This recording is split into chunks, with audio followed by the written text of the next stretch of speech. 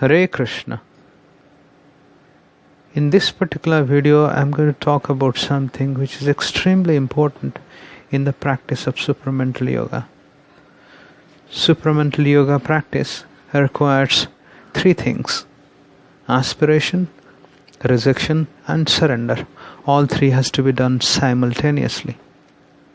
Out of these three, the one that is most important and without which supramental yoga is impossible is surrender. And the surrender, one has to understand very, very clearly what is this surrender and how it has to be practiced. The surrender that SriAurobindo spoke about in supramental yoga is complete self-offering to the divine.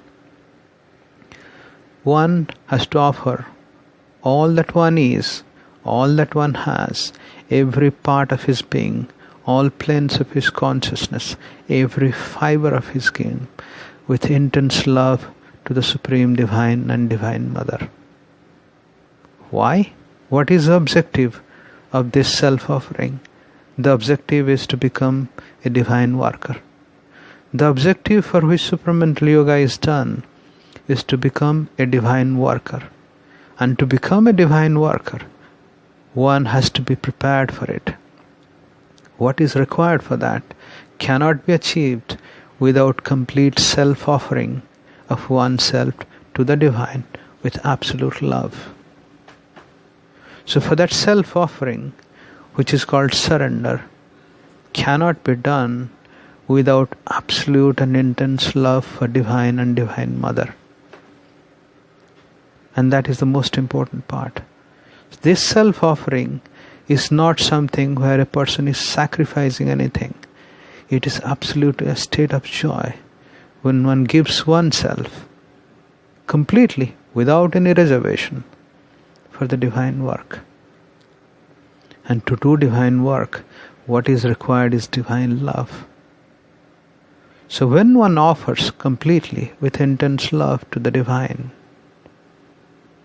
the first thing that happens is the descent of the supramental force or the Shakti into the person. The person receives an intense force, descends into the sadhak who has offered himself with intense love to the Divine and Divine Mother.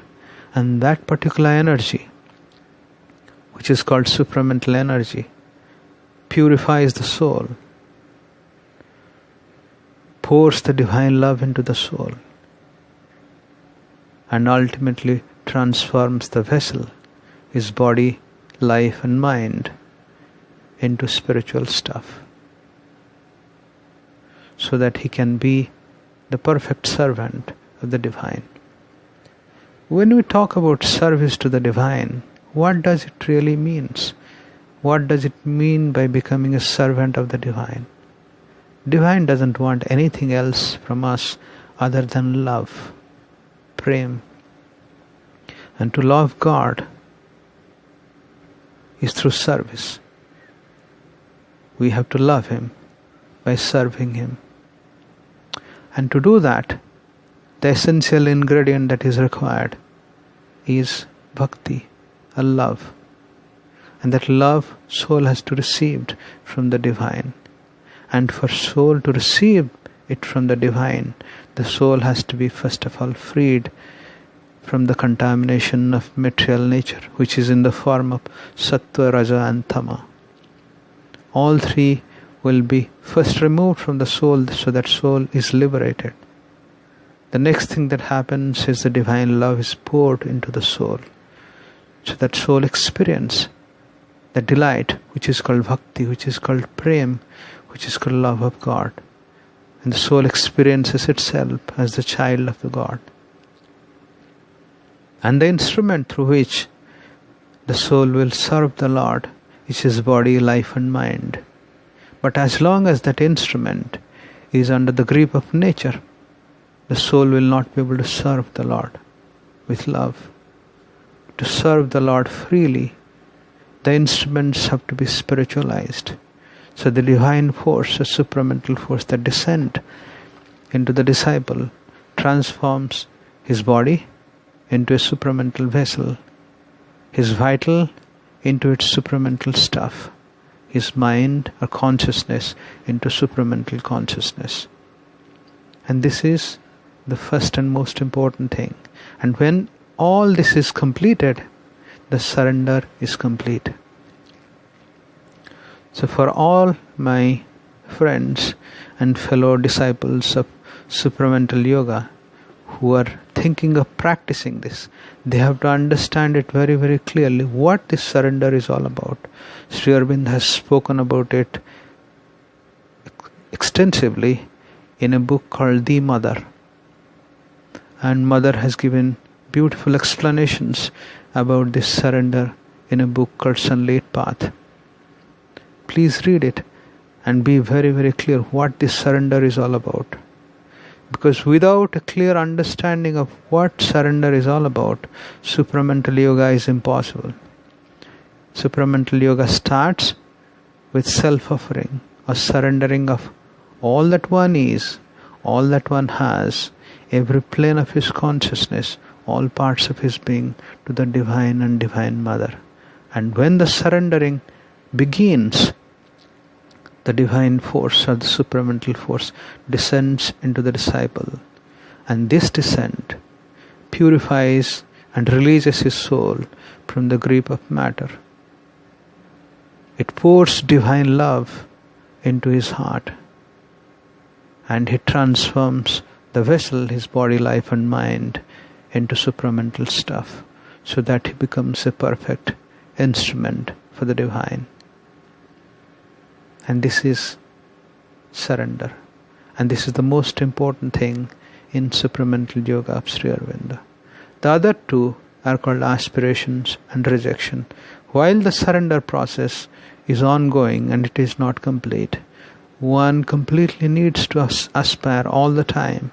And the aspiration should be always to become the perfect child of the divine. That's the only aspiration. The aspiration is to become a perfect instrument of the divine for his work, to become the perfect child of Divine and Divine Mother.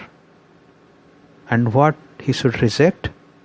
He should reject anything that might work to the contrary, any kind of negative impulses, anger, jealousy, hatred, lust, anything that might remove him from the path or create an obstacle in the path.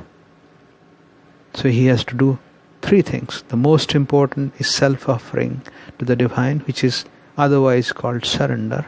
There are many types of surrenders. Don't get confused with them. The surrender that is demanded in Supramental Yoga is self-offering of all that one is, all that one has, with intense love and absolute joy to the divine, so that divine can transform it, so that it can become the perfect instrument for the divine work. And simultaneously, while the surrender is not complete, aspiration and rejection has to continue along with it. And when the surrender is complete, the surrender is complete when the soul is released in the first step from the grip of matter. In the second state, when the soul receives the divine love, the love through which it is going to serve the Lord. And third, when his body, life and mind are spiritualized and transformed into supramental stuff. And that's all.